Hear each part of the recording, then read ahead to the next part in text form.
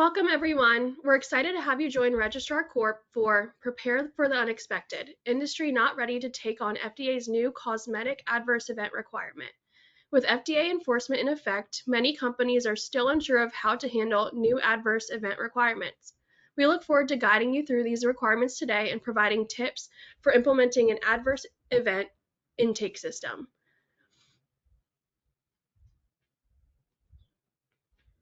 I'm pleased to introduce our resident cosmetic expert, Jaclyn Bellomo, Senior Director of Cosmetic Science and Regulatory Affairs, who will share key MoCRA provisions that you must follow and how they impact your business operations.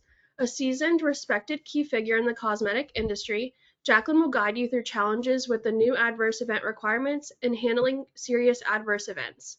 Throughout this webinar, feel free to write any questions in the Q&A box, and we've saved time at the end to answer them.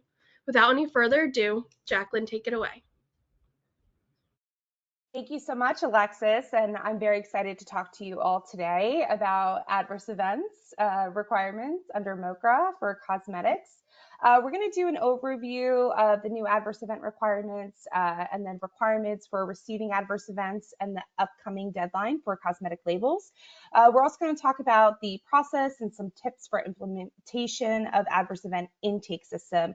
And then we'll even show you a new software that Registrar has created to help with adverse event management, from receiving to record keeping and even reporting.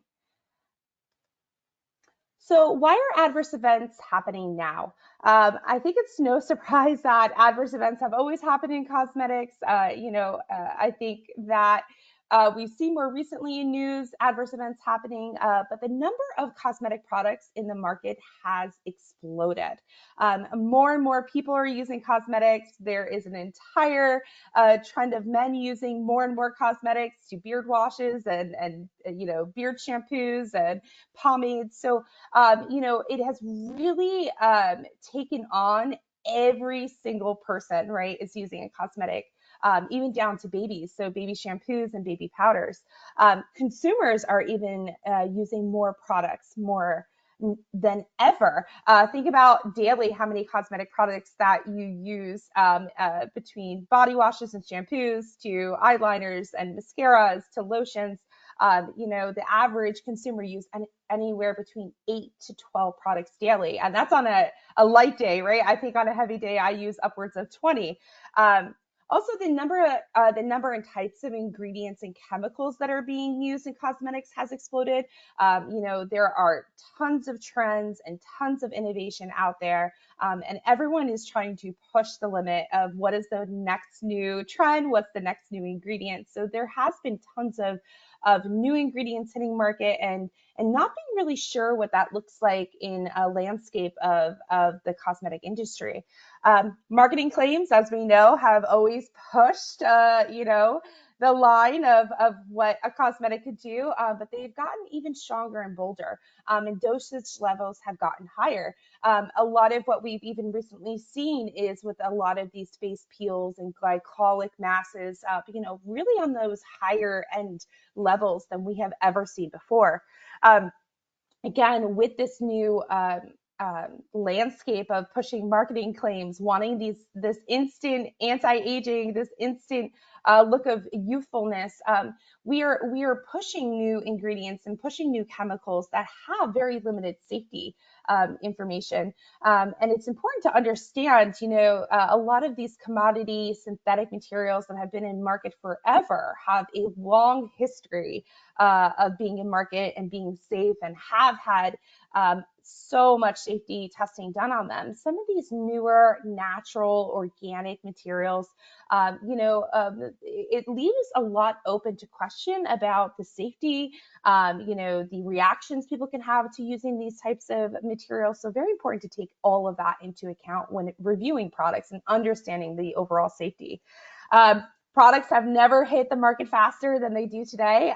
Probably in the last 5 minutes that we were talking, 5 products have hit the market somewhere. So there is, the need to get to market first, to get to market fast. So a lot of the testing that we're seeing is, short-lived, right? Only a few weeks of testing on small groups of people, with very limited post-market surveillance being done. So very crucial in understanding that when products launch into market, that is the first time they're seeing a huge landscape of people to be using that product. And then lastly, consumer pressure for that ethical testing, non-animal testing, sustainable testing. This could potentially lead to less effective safety testing methods. And again, it's not saying the product is unsafe, but that when exposed to market with so many different people that have so many different existing skin conditions or types of allergies, or types of ways that they use their products, really exposes products to be, more susceptible to having adverse events occur.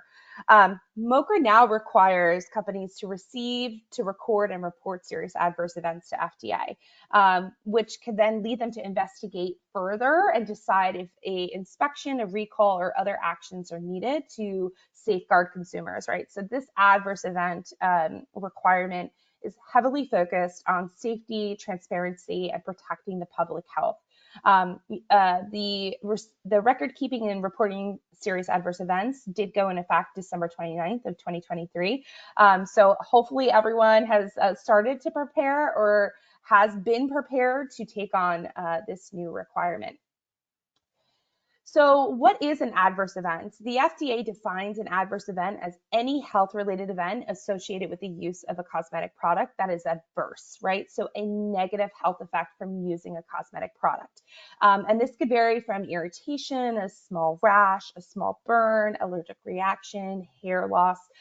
Very important to understand that's health-related events, right? An occurrence that's negative that happens with using a cosmetic product. In more serious cases, a serious adverse event, as you can see, has been a long-standing definition with FDA that is used widely in the medical device, drug, and dietary supplement industry.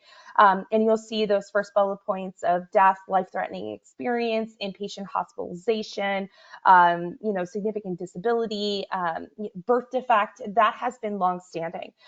With the passing of MoCRA, this last bullet point was added, and this is specific to cosmetics. This is specific to serious adverse events that they have been witnessing and getting reports on for the use of cosmetic products.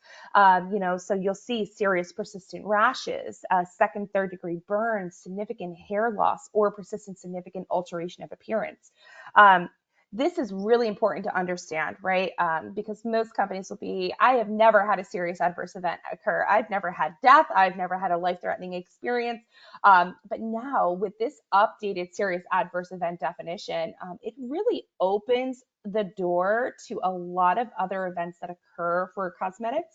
And even more importantly, the terminology that's used here, serious, persistent, significant, right? That is so much consumer perspective of what is serious and persistent and significant. When it comes to hair loss, if you have a lot of hair and you lose a handful of hair, is that significant compared to someone with not so much hair and loses a handful of hair? So this serious adverse event definition is going to require a lot of review, a lot of investigation, and understanding the consumer's perception of what happened negatively when using that cosmetic product. Again, we put that source down there for you. Really important for you guys to understand where this is coming from, and understanding how this new updated definition will greatly impact how your intake system, your staff that is receiving these adverse events and serious adverse events needs to react, because serious adverse events have to be reported to FDA, and you have a 15 business day deadline to do so. So adverse events requirements, I'm going to say, are new to cosmetics. FDA has adopted the existing MedWatch form that has been used for drugs and medical devices. So you ever take a look at this med watch form, 3500A, there's lots of information on there that is requested for drugs and medical devices. FDA has yet to come out with a form that is specific to cosmetics or a portal to submit serious adverse events.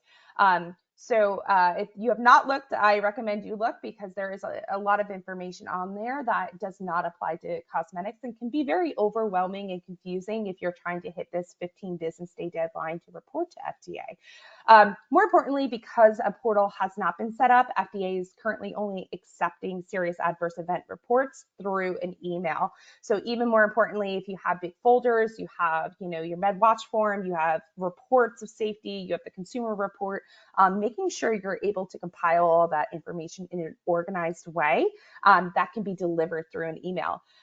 Again, these requirements require specific information in regard to the health-related events. So, when did this happen? What product was involved? When was this event happening? And most companies, unfortunately, do not have an adverse event system in place. Having worked in industry for many years, we would get a lot of these complaints through our consumer complaint department, through our customer service department. And that staff was really trained for quality issues, right? My pump's not working. This smells a little funny. I don't like the color, right? And that would escalate into gift cards or refunds. That is not how companies should move forward, right, into receiving these adverse events and to managing them as well. Big picture, right? The adverse events involves 4 components, right? Receiving, review and investigation, record keeping, and then FDA reporting if it is a serious adverse event. We're going to go through each and talk about the requirement, make sure that everyone understands the requirement. First one up is receiving. So companies have to include contact information on both the primary and secondary packaging of a cosmetic product starting December 29th, 2024.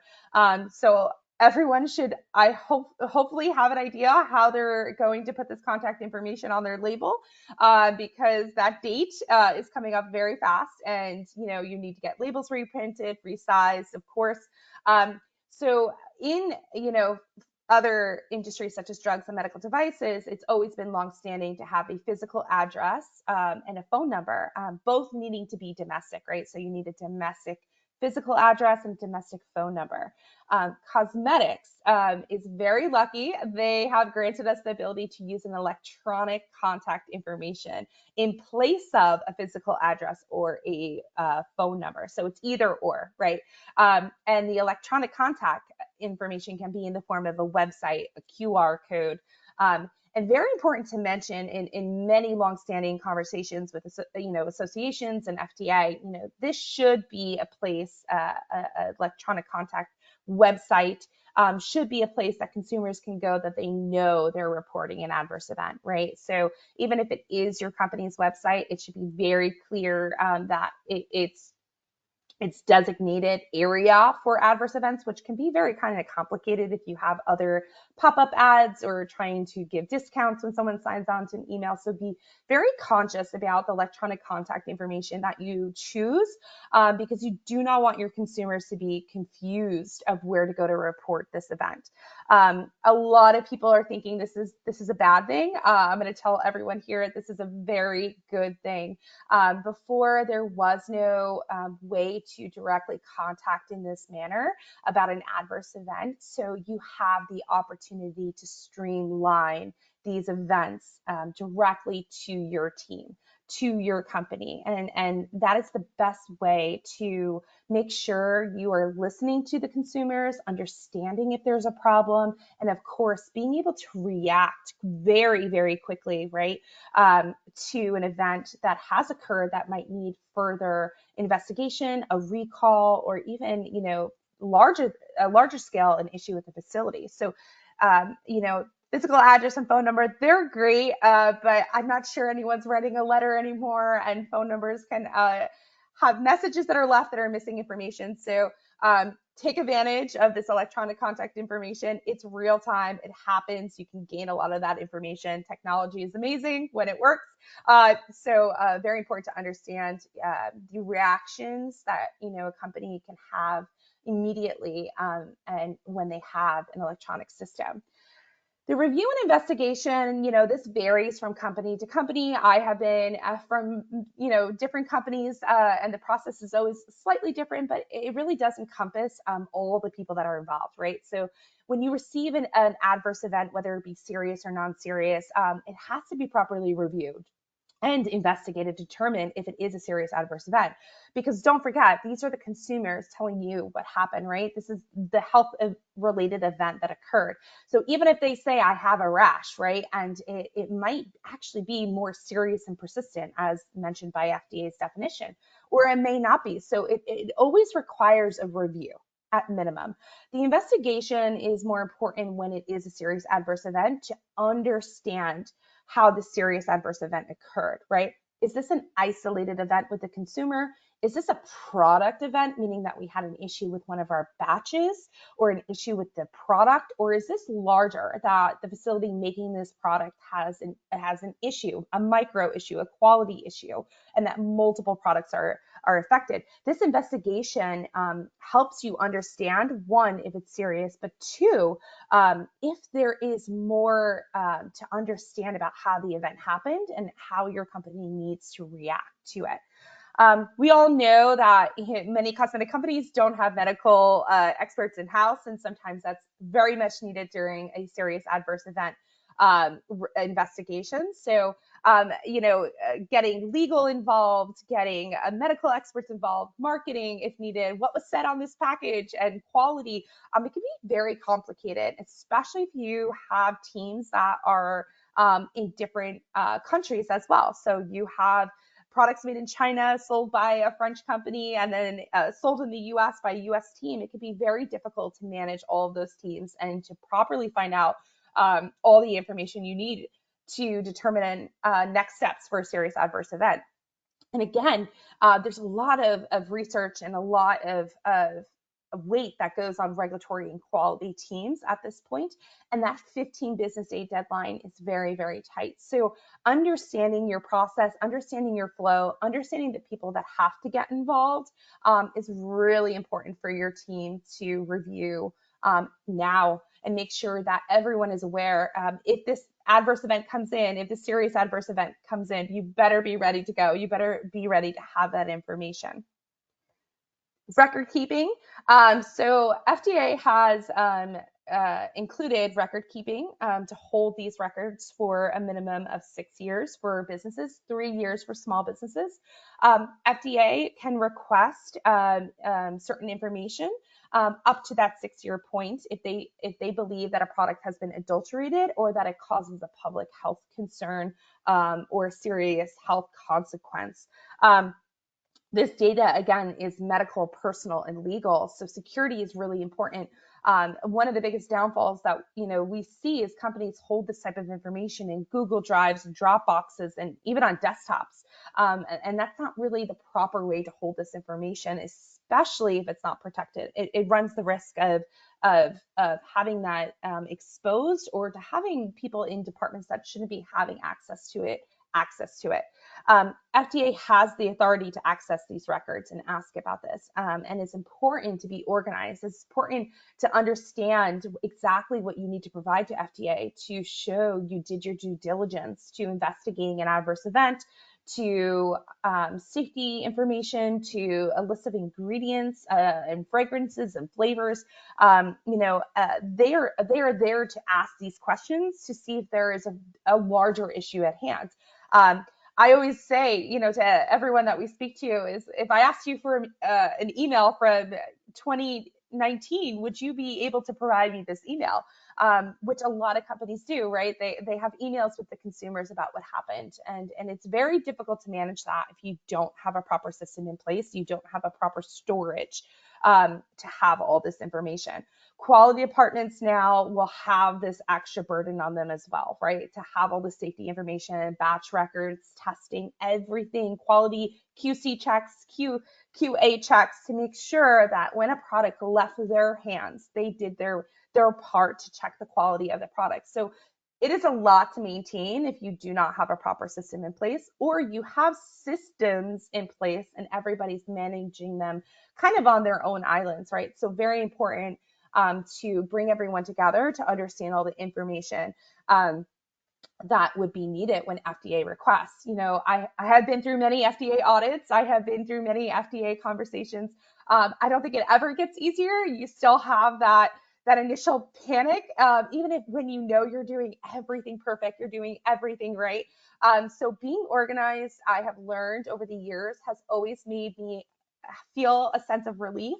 It also has made me understand that when I'm organized and give organized work, it shows that we know the proper processes and quality standards that should be adhered to when you're producing cosmetic products.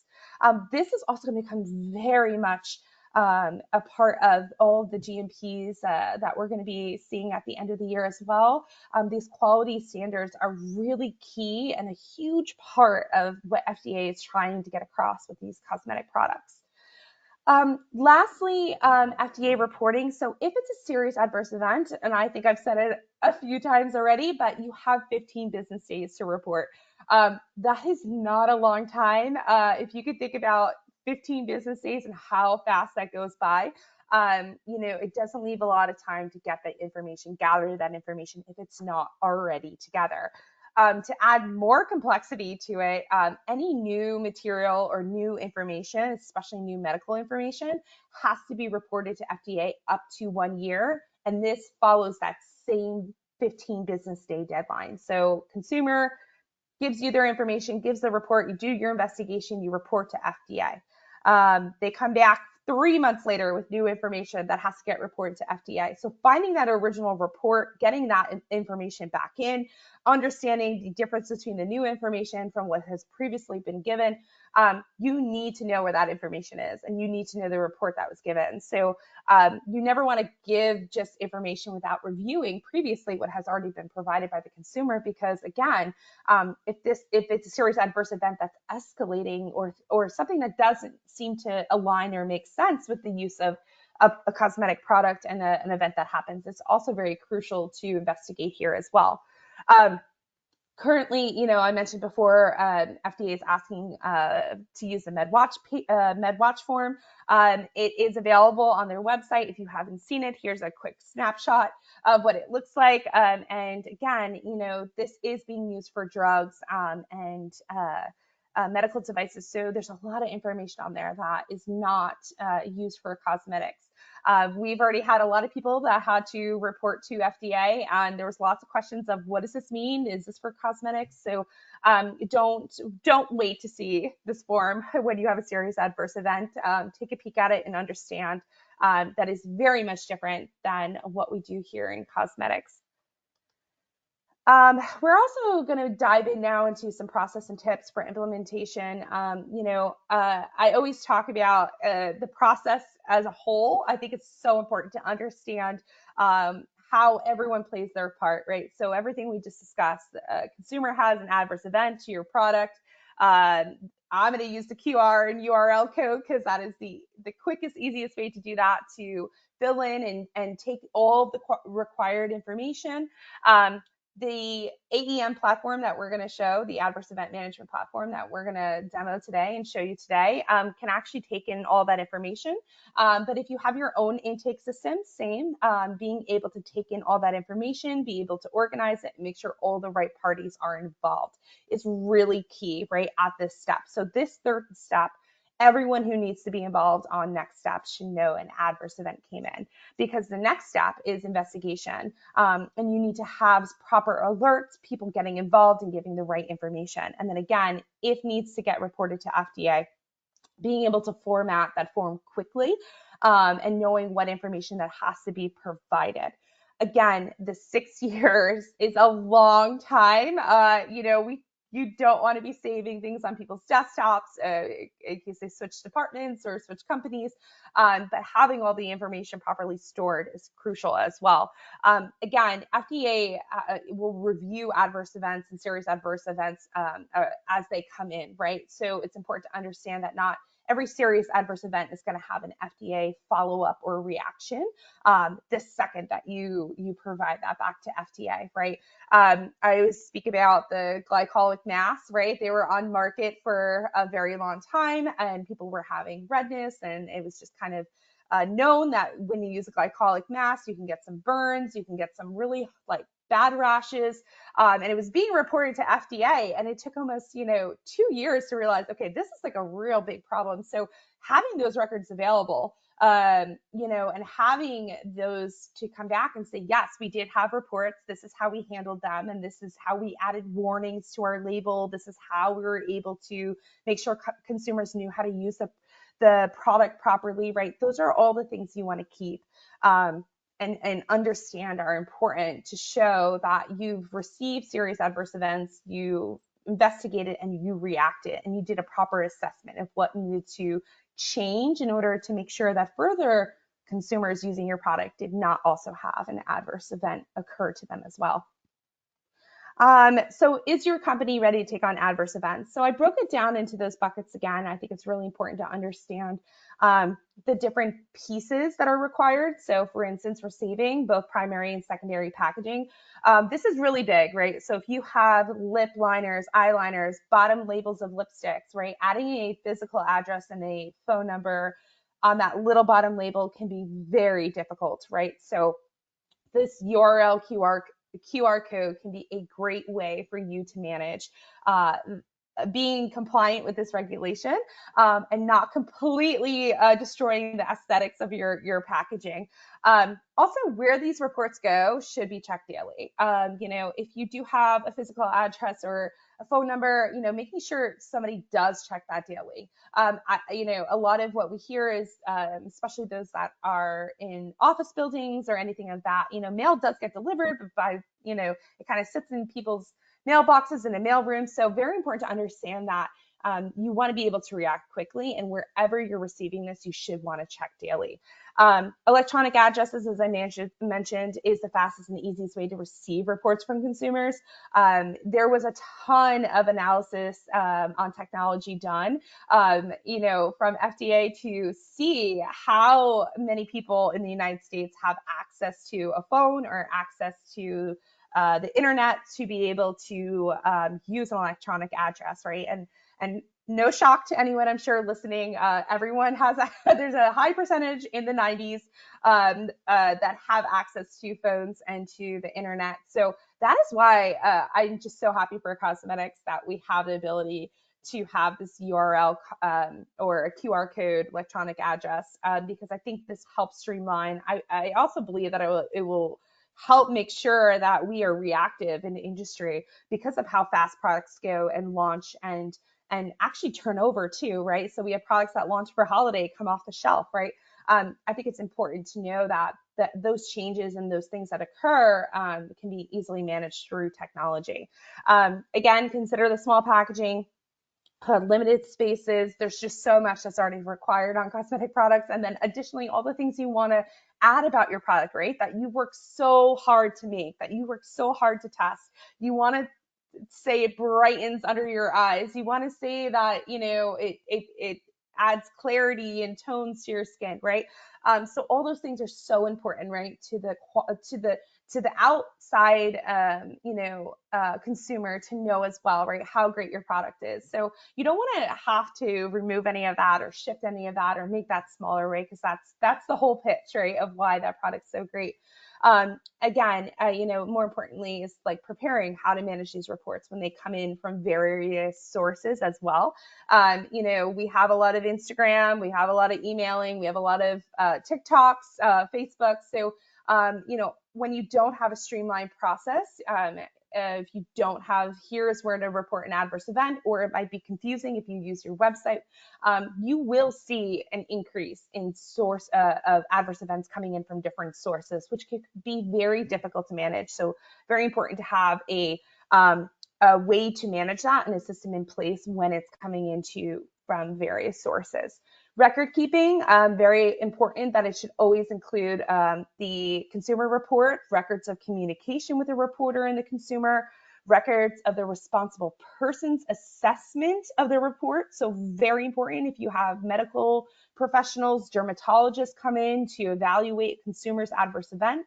All of that is included when a responsible person says, we believe this is a serious adverse event, an isolated event with the consumer. We feel that we've taken action up to this point that's acceptable, right? Things of that nature. If there's any hospital, doctor, or laboratory data from the consumer, safety testing and critical clinical data, meaning if you have done safety testing to show that we've tested this on 300 people and we've had no adverse event reaction, no irritation. We've also done clinical tests, right, to see imaging of how deep it actually goes into the skin. And of 300 people, nobody had any type of burning or irritations. Very, very important, right? All the work you've done before. And then images of the adverse event are always crucial. Like, again, consumer perception. I lost all of my hair, right? And it was significant hair loss. What does that look like? And then lastly, any manufacturing documents or report, especially if it's a micro issue or anything like that, that could lead to further investigation about cleaning validations or quality checks and micro checks before releases, all very crucial. Records access, FDA does have that authority, again, if they believe the product is adulterated or exposure presents a threat of a serious adverse event. So this is going to allow FDA to come and say, we believe that your product's adulterated. We would like to see your records on this product, or we believe your product is causing a serious health consequence, and we need to see if this has been reported to you several times. Having those records are very important. More important too, if you have these events come in and you haven't done a review, haven't done an investigation, it could be detrimental to your brand not to have reactions to that type of health-related events coming in and not being able to review and investigate, and furthermore be able to supply that serious adverse event report to FDA. Again, that records of the RP's assessment of the report and is really crucial, right, to FDA understanding all of the information that came in and how your quality and regulatory teams assess that event. Lastly, the reporting. Again, it's very important that 15 business days, you have all that information ready to go. Look at that MedWatch form. Records of the RP's assessment, again, are very important. FDA has even said that you're allowed to issue with your report a statement, denying that the product had caused an adverse event as well. So if you actually believe that the consumer's adverse event had nothing to do with your product, you can even include those statements, right? And that happens a lot. I will tell you, with so many products being used by consumers and so many products being used at the same time, people not reading directions correctly, very important to note how that overall statement and assessment has come together from your review. So we're going to go into a demo of our adverse event management software. I will tell you that it is quite an amazing software, and I say that because a lot of what went into this is thought of process and thought of how an adverse event can be managed and managed directly through that URL. So what you're seeing here is what our adverse event management system looks like. As you can see, you'll have your cosmetic listings. These will be all, and again, this is a made up brand I made up myself, but you'll have all of your cosmetic listings in your adverse event management system. If you currently do cosmetic listings with Registrar, we upload them for you. If you don't do your listings with us, you should, but if not, we can help help you upload those as well. So you'll always have your cosmetic listings here with your listing number, your product name, the category and subcategory as well. As I mentioned, we took advantage of the technology of the URL, right? So everyone who uses our adverse event management system will get a branded URL. And this URL can be, I put this brand name here, but it could be your brand name, it could be, initials, anything that you want it to be, to make sure it fits on those small packages. With that URL, it brings the consumer to a form that has over 43 fields that the consumer has to fill in about their name, their contact information, retailer information, your product, and then even the adverse event and what occurred. So very important that this form, this first touch with the consumer, you get as much information as possible. I will tell you that many times when we use physical addresses or phone numbers, we do not get contact information. So I will tell you it's a little bit of a struggle trying to get it back in touch with the consumer, but you are able to see the consumer information here. And we always ask for that email, and we ask for that telephone number, and then also address. As I mentioned, very important, whoever needs to be notified about an adverse event so they can act accordingly, you will see can be added to this system. So anytime that a consumer submits a form through this URL domain, you will get a notification that an adverse event had been reported. Now, this system is built to take a very complex, requirement and be able to manage it by one person. But of course, if we have multiple teams in different countries, they all can be added here as well.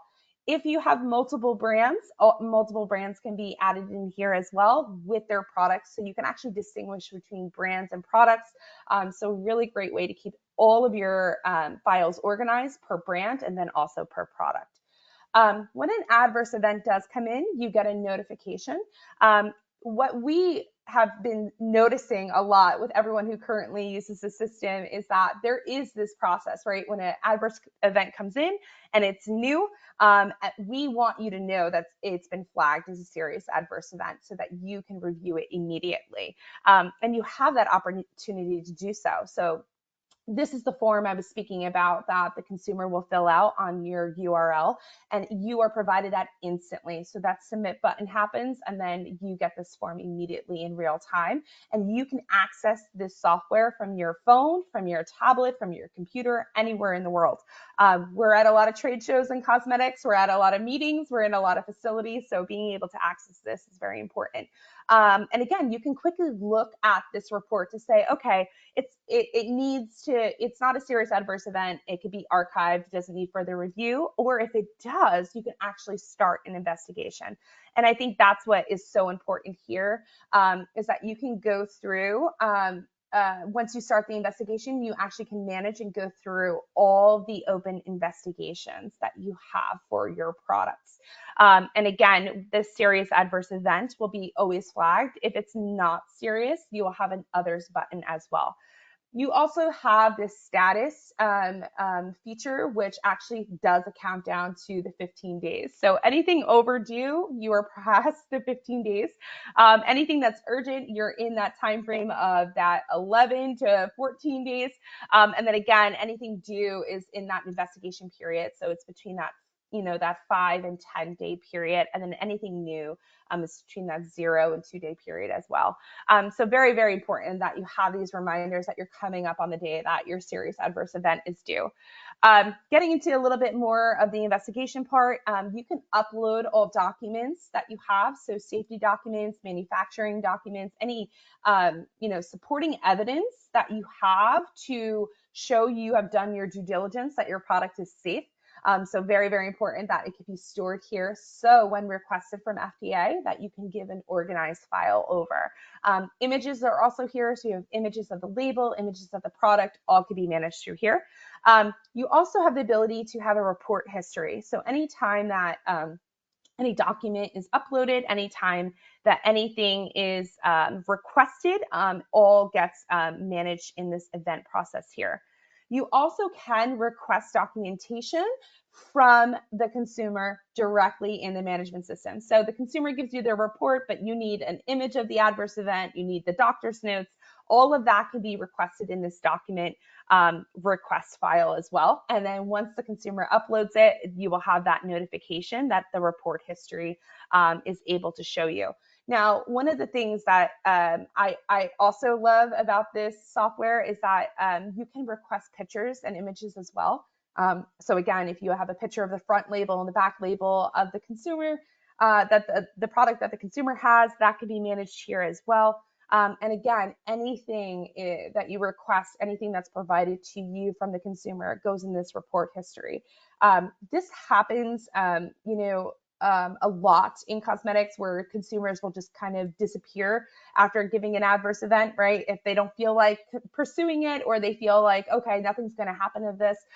So very important to show that you did your follow-up, that you did your request, and all that information is always dated and timestamped as well.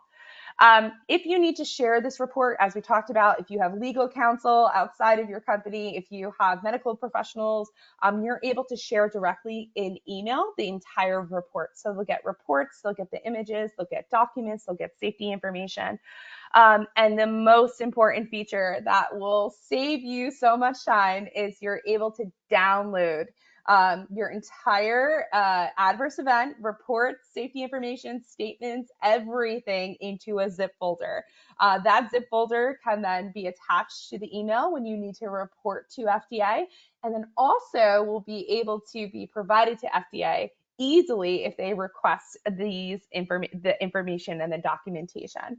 I know I spoke before that there's tons of different ways to take in adverse events. And even if you have a URL and a QR code, consumers are consumers, and they'll find a way to message you through WhatsApp or Instagram or anything of that nature. So you also have a way to manually enter in adverse events if they come from different sources.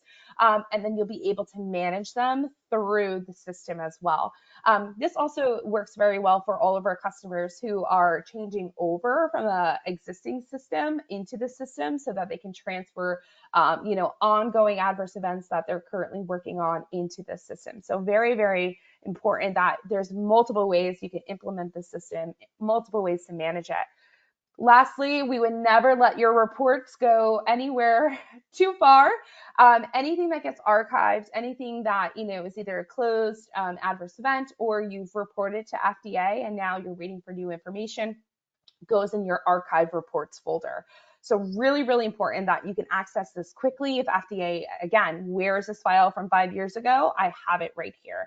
And I think that is the most important thing to understand, is that you're able to access all of this information immediately. As you get into deeper investigations, as you get into deeper information, you're going to notice, especially those really serious adverse events, that there's so much information to gather. There's so many people to get involved. So having a proper intake system, a proper management system will help you streamline this work and make sure the people who owe information to you, the people that have to provide that information, are providing that information.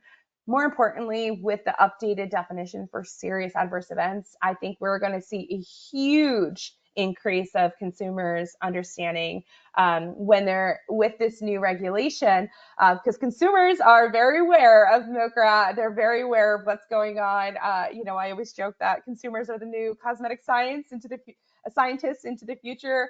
So there's a lot of exposure of MoCRA in publications and in industry. So understanding this, right, I think there's just going to be a big influx of serious adverse events and adverse events coming in.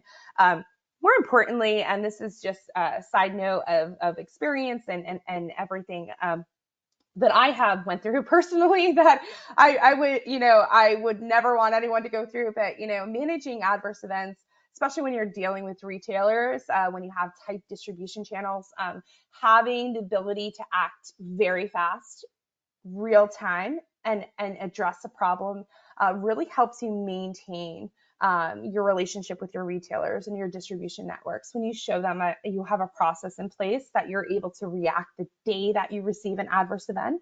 And it's important to show that you have taken on these requirements and you've taken them seriously, and they adhere to quality standards that your brand and your image wants to continue to support. And I think that is the most crucial part of all of this is that you have that process. Some pluses to this as well. It is a great post-market surveillance tool. As we talked about in the first slide, post-market surveillance is really key in it, exposing your product to millions of people, right, that use it. So you're going to be able to normalize incident rates. You're going to be able to normalize responses. You're going to be able to add those warnings if you need to, right? So do not use if you have acne. Do not use if you have sensitive skin.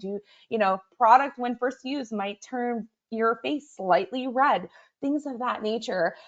You'll be able to see and monitor in here, right, as you get these reports in. And I think that is such a plus to having to adhere to all the FDA requirements, is being able to use this tool in a way that will benefit this post-market surveillance of your product and industry, and then helping you also determine, right, like next steps of if there has to be additional labeling, additional warnings, and then even those like really great responses that we get sometimes from consumers that we need to provide to consumers that we do frantically because we're like, we just got this in and we're not sure how to respond. So having a really good vision and a good understanding of this is crucial into understanding how to respond properly to our consumers.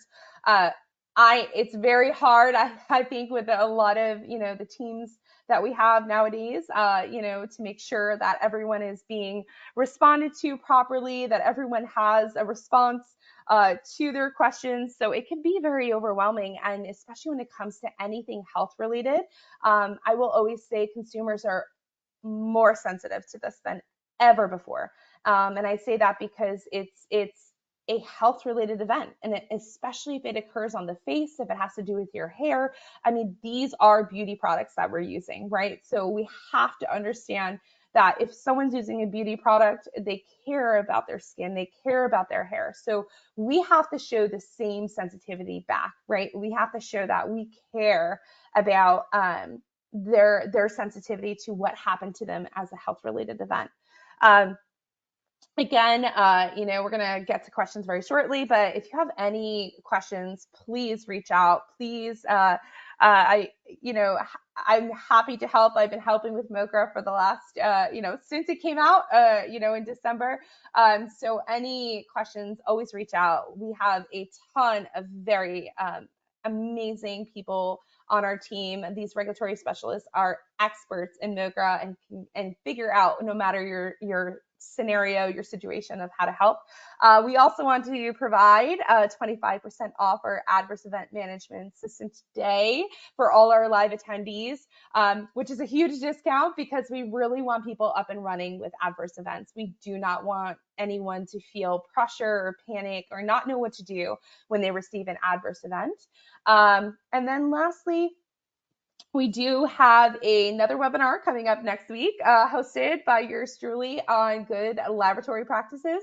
GMPs are coming, the proposed rulemakings coming at the end of the year. Hopefully, we'll see some understanding of those quality standards. But having been in R&D most of my career and running labs, domestic and international, I can't tell you how important good laboratory practices are. And that is the start to understanding your GMPs, right? So we're going to go through an introduction and strategies, and even understanding, again, how to implement these when you don't know where to start. We also have an amazing course on GLPs. So these are for cosmetic non-clinical studies, of course. So our great online training team has provided a discount code for those as well. And I highly recommend, if you run a lab, if you are in a lab and you do not know where to start, this course is a great way to start to understand those requirements and to understand where next steps could be. So we're going to get into questions, and I hope you guys have a lot.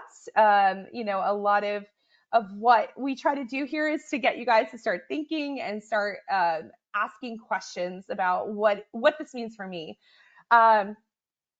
So first question, what other services your company will offer? I sent an email yesterday. So Mohan, yes. So if you want, you can send that email directly to me. I gave you my contact information on the previous page, and I will be happy to make sure that your answers your questions get answered. Same goes for any type of price. I see a lot of pricing questions. So any pricing, we can help you through our sales team. They are amazing. So we will make sure to get you pricing. So definitely reach out. And we're going to have a ton of our regulatory experts also reach out to you after this webinar to make sure that if you do have any follow-up questions like pricing, we'll be able to assist as well. But let's get into some adverse event questions. So what if an adverse event that a company considers to not be serious ends up getting reported to FDA by the consumer? Great question. And that is why a management system is so important. When you have an intake system to receive a consumer report for an adverse event, and you show that original report and you show the assessment that your team has done, you've shown the review that you've done, the safety information, right? That is what's important, because the consumer always has the ability to go directly to FDA and report. And we see this often. When the consumer is not getting the response they want from the brand, they will go directly to FDA. And FDA will go to the brand and say, did you receive this adverse event? And if you can't show that documentation, and that's why that report history, I kept going back to that report history to show, yeah, we received this consumer report for the adverse event. Here's the original report. We followed up 6 or 7 times. We received no response. So we actually didn't deem it a serious adverse event because we never had the follow-up information to determine significant hair loss, right? So those are the really crucial parts, right, that your individual company needs to make to assess whether or not it's a serious adverse event to report to FDA, and also the communication you have with the consumer. If you can show, I've emailed the consumer 17 times, never got a response, but they went right to FDA and their report's completely different. That's where you need to make sure you have that organization and the process in place. FDA, of course, reviews consumer reports. They received over 5,000 serious adverse event reports directly from consumers last year. And that's I think a very low number. There's probably a very much higher number that probably would have gotten reported if consumers were able to have a way to report directly to the brands, which is, again, you want to be the first person to know an adverse event is occurring with your product. You do not want to wait to hear from FDA that there's a problem. So hope I answered that question for you. Really, really important to understand how that can work, and that you need to work with FDA to show your reports to FDA. We have another question. We are a UK-based company. If a EU customer reports a serious adverse event, not in the US, would we still need to register this with FDA? So the adverse event requirements under MoCRA are just for FDA. So if your EU customer purchased the product in the United States, went back to Europe and used the product, that product would, and they had a serious adverse event, you technically would need to report that to FDA. But if you had, the customer purchased it in Europe, used it in Europe, that does not need to be reported. So it's any cosmetics that are bought in the United States from the consumer. So very important to understand that difference. Let's see. There's a lot of personal information and medical information. How is that information being protected? So our adverse event management system is ISO 27001 compliant. So we have the highest security for personal and medical data. That's from Registrar Corp. So very important to mention that. that we protect all that information. Your Excels, your Google Drives, your Dropboxes, those are not protected from that personal and medical information. I think that's so crucial to understand when dealing with doctor's notes or medical information, and especially even the laws that are in California about data privacy and personal information. So our adverse event management system has that already certified and protected for you. So I highly recommend, if you do not have our management system, that you check with your IT and you check with your quality standards to make sure you have protection in other ways within your company to manage that information. The worst thing you would, again, want to do is have all this personal and medical information and have it exposed in an unlegal way. Some other questions. What documentation do we need for adverse events? Safety assessments, or do raw material MSDS's analysis would be enough? So when you are actually reporting to FDA, it's important that that's very much different from the records that you need to keep, right? And the records that you need to keep are your safety assessments. So if you have, TRAs, if you have RIPT testing, you have ocular testing, tox data, all that information is crucial in understanding the overall safety of the product, right? And then if you have individual assessments of this product used for its intended use has proven to be safe. So I always bring up eyeliners because eyes are the highest risk of having an adverse event occur. If you have an eyeliner, right, so get your ocular done, get your PET, get your micro testing done, get irritation studies done, anything, contact lens studies done, anything that could potentially show that your product used around the eye is unsafe. That's the type of testing that you should be prepared to give. The safety substantiation testing is also a requirement of MoCRA. So again, this all falls into this adverse events.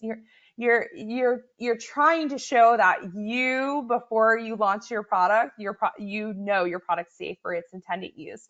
And then also it's unintended use. And I hate to say that, but it's just the world we live in with cosmetics. There's going to be a lot of people that use things that they should not be using the way that they use them. So very important to know that there's going to be cases where you're going to have to show, we said do not use around your eye if it's not an eye product. We said if it gets in your eye, to wash thoroughly with water.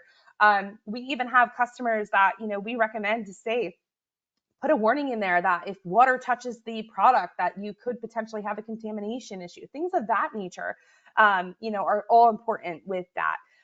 So that's for documentation for the adverse event, safety-wise. Then the documentation of the actual report from the consumer, communication with the consumer, right? The back and forth. Any supporting documentation in terms of doctor's notes, and then of course any images as well. This all helps support the overall adverse event that occurred, right? Those records. And then reporting is a little bit different.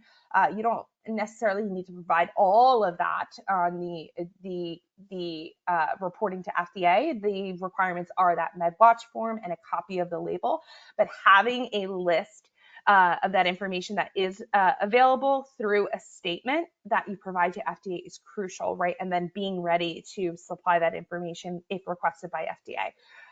Raw material MSDSs and analysis. MSDSs, I don't think has enough information on it.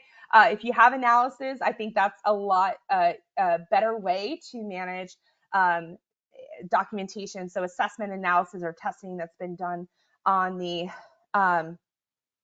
raw material is very helpful. So if there's safety testing done on the raw material, that's a great thing to have, right, to include in your documentation. Next question is, who registers to notify the products? Only the RP, or could we do it as well? I think you might be asking if Registrar. So Registrar Corp can help you list your products with FDA. We are able to do that through our amazing cosmetic listing services. If you have a serious adverse event that needs to get reported to FDA, we have a team that can help you, compile the documentations, make sure the MedWatch form is filled out correctly. We do this through our consulting piece for adverse events. But the actual email would need to come from the RP because it's an email and not a portal. So very important. Once the portal gets built, we'll be offering services to help do the reporting on your behalf. But currently, because it's an email, we do have to push the RP to do it so that communication stays with the FDA. But we have those consulting services to help manage some questions from FDA that can maybe be confusing. That MedWatch form that I can tell you is a lot to take on if you, have not seen it before.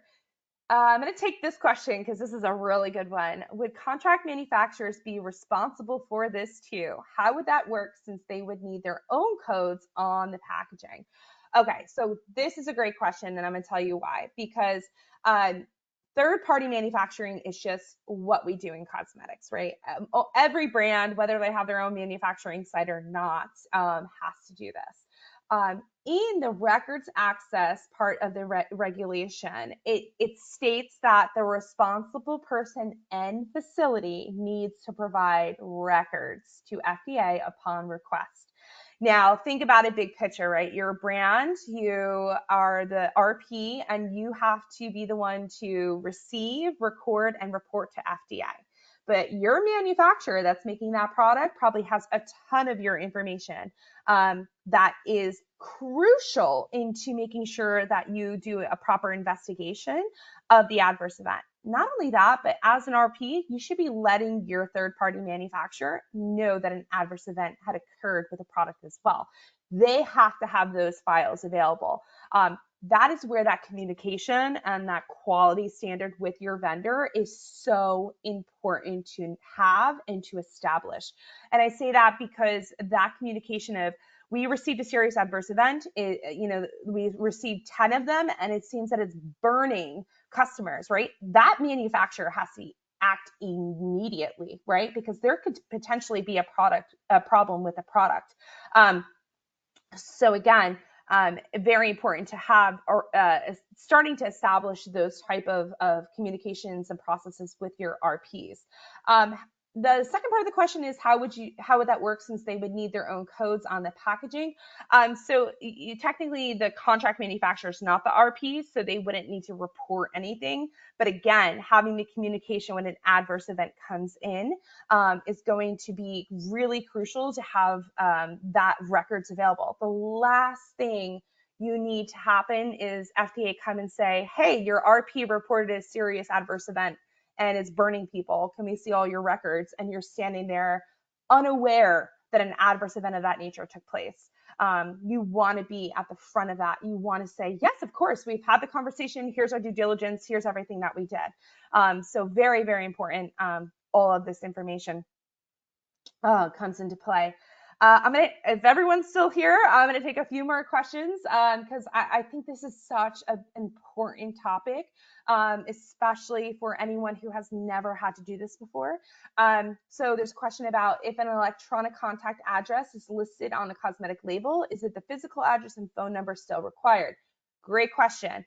No. So it's either or. So either physical address and phone number or the electronic contact. That's why I keep saying we got a very good electronic contact information plus sign on my behalf of how to handle these, because that physical address and phone number does take up a lot of space, especially for those small labels. So if you use that electronic contact, you do not need the rest. And a lot of cosmetic products, we are just very keen into putting the city and state. So New York, and being on our merry way with no physical address, right? So no street number or anything. So a lot of people like to keep that private. We do not want people showing up at our offices, demanding for free products. I'm an influencer trying to get ahead, right? So the electronic contact also keeps your place of business a little private off the main packaging. Of course, it's still available in your city and states directory, but also I think it can alleviate a lot of that other stress that can come into it. Again, one more question, because I think this is really important as well. If a customer reports an adverse event but doesn't respond to an email request for additional information, what is the recommended action? So a lot of what we we recommend is to make sure you have a process in place for the touches that you'll have with the consumer, right? So if you have 3 follow-ups within 3 weeks or 4 follow-ups within 4 weeks before you deem it that the consumer is non-responsive. The important part here is that you have records of this communication to show we have reached out to the consumer every week for the last 4 weeks and had no response. We have archived this report just in case the consumer does come back. That is why that process and management system is so important, because when you have staff, right, that comes into this department, moves to a different position, when, say I'm sitting here in January, consumer comes in, they disappear, I archive that report in a Google folder, right? And then I decide I'm going out on vacation for 3 weeks, and somebody takes over my desk, and then that person comes back, the consumer, and says, yes, here's my adverse event, right? Like, how is that system in place to properly manage that you can connect that original consumer report to the one that just came in? That is what's key here, right? Is making those connections. So that is, and also showing to FDA that you have a process in place, that we've contacted this consumer, we've archived it. The second they reach back out, we'll be able to pick up right where we left off. So again, very, very important. And then anyone who is selling cosmetics through a third-party online website, and then we get this a lot, right? And they leave a negative review regarding an adverse event, but has blocked any further communication. It's important, depending on what the adverse event was, right? And all of the information that you have, if it falls under that serious adverse event, we recommend that you do report to FDA, and you can say this is the only information that we have provided to us. And if more information is gathered, we'll report more. You never want to be in the case where you're not reporting a serious adverse event to FDA. Because again, as someone else just mentioned, what if the consumer goes directly to FDA? What if they go directly and we have nothing on our end? So you always want to follow through, even if you don't have a full scope of the information. Because then at least it shows you're doing your due diligence. And we're lucky right now with the email address being the way to report serious adverse events, because the form helps, but then you also have a body of the email to say, we received this online, we filled out the MedWatch form to the best of our ability with the minimum requirements, but we have not been able to get this consumer to provide any other information, but wanted to be transparent in the information that we did receive, right? So keep in mind, transparency, safety, protecting consumers, right? It is not worth withholding a serious adverse event by any means. And I say this because it will eventually come up and bubble to the top, and you want to be prepared. You want to be the person that is reporting adverse events to FDA if needed, and then also properly record keeping all adverse events that did occur to your product. So very, very important to understand how this whole process works internally, and understanding, if you are a third-party manufacturer, how to work with your RPs as well. So with that, I'm going to close out for the day.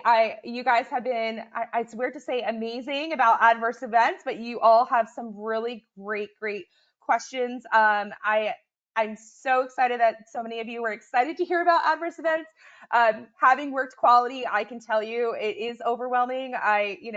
Quality would never have been my choice if I knew what I was getting into, but now that it is, you got to love it. You are protecting everybody. You are managing processes that make sure products that go to the market are safe. They are adhering to standards. So you guys are the rock stars, right? You guys are the quality rock stars. So I'm hoping that this adverse event management system answers some of your hard questions about what to do, and reach out to us. We're going to give you some great pricing from all those that attended live. Also reach out if you have any questions about adverse events off of this. We are here to help, and we're here to help for cosmetics, because as we navigate these new MoCRA requirements, it's going to get, a little choppy waters at first, but, it will be smooth sailing after we can help everyone get on board and realize these are all very positive changes to the cosmetic industry. So thank you everyone once again and for joining us, and we'll have many more coming up, webinars coming up soon.